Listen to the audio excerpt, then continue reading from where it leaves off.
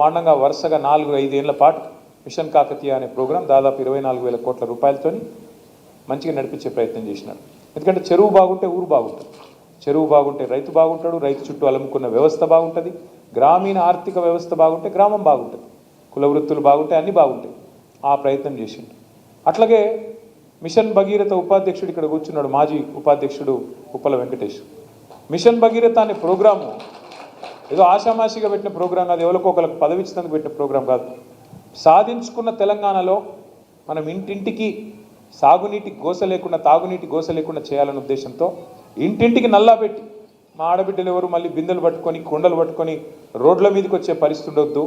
వాళ్ళు లంబాడి తాండాల్లో ఉండొచ్చు, కోయగూడెంలో ఉండొచ్చు, లేదా చిన్న పల్లెలో ఉండొచ్చు, లేదా గ్రామంలో ఏ మూలకన్నా ఉండొచ్చు, ఎవరికి అవస్థ కావద్దు అని చెప్పి ఇంటింటికి నల్లా పెట్టి నీళ్ళు అడుగుతా, నేను నీళ్ళు ఇవ్వకపోతే ఆ పథకం పూర్తి చేయకపోతే నాకు ఓటు వేయకండి, ఓటు కూడా అడగనని చెప్పే దమ్మున నాయకుడు భారతదేశంలో ఒక కేసీఆర్ తప్ప ఎవరు ఉన్నారా? ఆలోచించండి. ఎన్నికల్లో కేసీఆర్ గారు అడ్డమైన హామీలు ఇవ్వలేదు. కాంగ్రెస్ వాళ్ళు కదా రాసిచ్చినట్టు బాండ్ పేపర్లు రాసి ఇవ్వలేదు. 420 హామీలు ఇవ్వలేదు. ఒక్కొక్క వర్గాన్ని మోసం చేయడానికి డిక్లరేషన్ల పేరిట డ్రామా చేయలేదు. ఏం చేసినాడు? రైతు బంధు చెప్పిండా కేసీఆర్ మేనిఫెస్టోలో? చెప్పలేదు. భారతదేశంలో స్వాతంత్రం వచ్చి ఇప్పుడు 47లో స్వాతంత్రం వస్తే ఇంకో నెక్స్ట్ ఇయర్ చూస్తే 80 ఏళ్ళు అవుతుంది. ఇప్పుడు 79 ఏళ్ళు నుండి ఇంకో సంవత్సరం అయితే 80 ఏళ్లలో పడతాం. 80 ఏళ్ల స్వతంత్ర భారతదేశంలో ఎంతోమంది ప్రధానమంత్రులు, ముఖ్యమంత్రులు, ముఖ్యమైన మంత్రులు, కేంద్ర మంత్రులు, ఎంతోమంది పెద్ద పెద్ద పదవులు అధిష్ఠించినారు. మీ దగ్గర నుంచి కూడా జయపాల్ రెడ్డి గారు కూడా పెద్ద నాయకుడు అయినాడు, కేంద్ర మంత్రిగా పనిచేసినాడు. కానీ ఏం జరిగింది?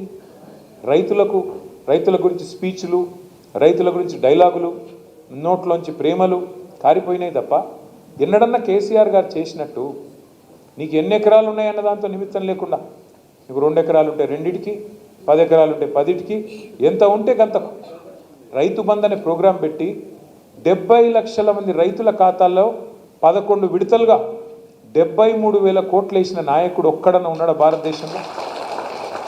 విచిత్రం ఏంటంటే మన వాళ్ళు కూడా ఆ రోజు మీరు దండం పెట్టే అవసరం లేకుండా, దరఖాస్తు పెట్టే అవసరం లేకుండా, మేనిఫెస్టోలో హామీ ఇవ్వకుండా, డిక్లరేషన్లను మోసం చేయకుండా, ఏ రకమైన వ్యవహారం చేయకుండా, మీకు కడుపులో చల్లగదలకుండా మరి 11 సార్లు రైతు బంద్ వేస్తే అది అర్థం కాలేదు దాని విలువ మనకి. ఎందుకంటే అందుకే పెద్దలు చెప్తారు అడగందే అమ్మైనా పెట్టదు అని. కేసీఆర్ గారు అడగకుండానే పెట్టిండు. పెడితే దాని విలువ అర్థం కాలేదు. ఏమనుకున్నారు? ఎవడుంటే ఏంలే రైతు బంధు అవుతుందా? కేసీఆర్ ఏమన్నా ఇంట్లోకెళ్ళి ఇస్తున్నాడా? ఇట్లా మాటలు చాలామంది పుల్ల విరుపు మాటలు మాట్లాడిన ఊళ్ళల్లో. మరి ఇదివరకు ఉన్నోడు ఎవడన్నా ఇంట్లోకెళ్ళి ఇచ్చిండా? ఇంటర్కి పొలం అమ్మిచ్చిండా? లేదుగా. కానీ కేసీఆర్ ఇచ్చిన దాన్ని కూడా అపహాస్యం చేస్తూ ఇక అలా మళ్ళీ కొడిగుడ్డు మీద ఈకలు వీకుడు. అగో ఇంకా జయపాల్ యాదవ్కి ఎంత తక్కువైంది, ఆయనకి 60 ఎకరాలు ఉంది, ఆయనకి ఎందుకు ఇస్తున్నావు రైతు బంధు? అరే నీకు వస్తుంది కదా అన్న అంటే లేదు ఆయనకి ఎందుకు ఇస్తున్నావు, పెద్ద ఆయనకి ఎందుకు ఇస్తున్నావు అని అట్లా కొండిపెట్టుడు ఇవన్నీ జరిగినాయి. మొత్తానికి కల్వకుర్తిలా కాంగ్రెస్ ఆయనని గెలిపించిండ్రు, మన వాళ్ళని ఒడగొట్టిరు. మరి ఇవాళ ఏమైంది? రైతు బంధు పడుతుందా? 2 సార్లు ఎగ్గొట్టిండా లేదా? మరి ఎవరున్నా నడుస్తుంది ఏమి కాదనుకుంటే